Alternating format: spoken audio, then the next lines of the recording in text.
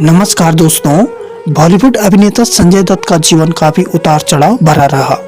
आज की वीडियो में जानेंगे संजय दत्त के जीवन से जुड़ी सभी जानकारी, तो आप वीडियो के अंत तक अवश्य बने रहिए। बॉलीवुड एक्टर संजय दत्त 63 वर्ष के हो गए हैं।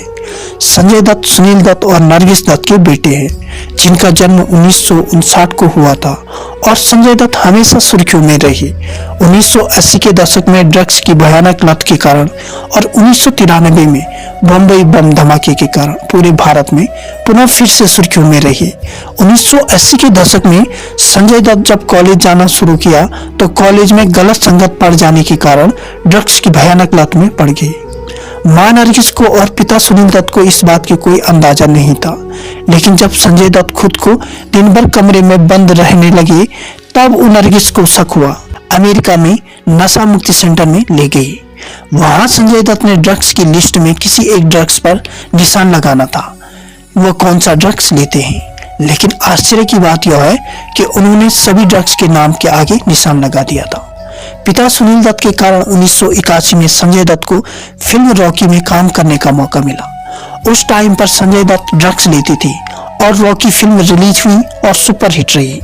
फिर 1993 में संजय दत्त का नाम अचानक सुर्खियों में आ गया।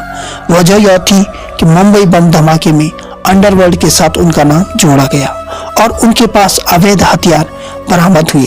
12 मार्च 1993 सभी भारतीयों के लिए ब्लैक डे के रूप में साबित हुआ। देश की आर्थिक राजधानी मुंबई आग के अंगारों में दहल उठी और इस धमाके ने 257 लोगों की जान ली, जबकि 713 लोग बुरी तरह से घायल हो गए थे। बॉम्बे स्टॉक एक्सचेंज की 28वां मंजिला इमारत से दोपहर लगभग 1 बजे धमाका हुआ, जिसमें 50 लोग मारे गए और इसके आधे घंटे बाद कार में धमाका हुआ और अगले 2 घंटे में मुंबई में कुल 13 धमाके हुए। बीबीसी की रिपोर्ट के अनुसार बम धमाकों में लगभग 27 करोड़ रुपए की संपत्ति का नुकसान हुआ। और हैरानी और अफसोस की बात तब हुई जब इस केस में संजय दत्त का नाम आया। लोगों के लिए इस बात पर विश्वास करना बड़ा मुश्किल था। जांच में जब संजय दत्त का नाम आया तो पुलिस उनके आने का इंतजार कर रही थी। उस समय संजय दत्त मॉरिशस में फिल्म आतिश की शूटिंग कर रहे थे। फिल्म शूटिंग के बाद जब वो मुंबई एयरपोर्ट पर आए तो पुलिस ने वहीं से उन्हें गिरफ्तार कर दिया और मुंबई क्राइम ब्रांच में ले गए। पूछताछ में संजय दत्त ने कबूल किया कि उनके पास AK-56 राइफल है और संजय दत्त पर टाडा एक्ट लगाया गया और उन्हें जेल भेज दिया गया। नवंबर 2006 में संजय दत्त को पिस्तौल और AK-56 राइफल रखने के दोषी पाया गया और इसके अतिरिक्त अन्य उन पर कोई और संगीन मामला नहीं था और उन्हें बरी किया गया।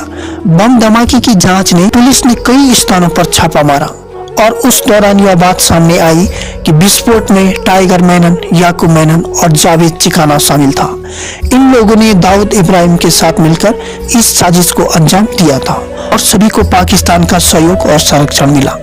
और हैरानी की बात यह हुई कि हथियार भंडारण की जगह पर संजय दत्त का गैरेज भी था और जांच के अनुसार उनके द्वारा बंदूक गलाने का प्रयास भी किया गया। इस समाचार ने पूरे भारतीयों को अचंभित कर दिया था। संजय दत्त का व्यक्तिगत जीवन में काफी उतार चढ़ाव भरा रहा। मुंबई बम धमाके के बाद भी संजय दत्त का कैरियर 7वें आसमान पर था। बॉलीवुड में 1993 में संजय दत्त की फिल्म खलनायक रिलीज हुई, जो 1993 में सबसे ज्यादा कमाई करने वाली दूसरी फिल्म थी।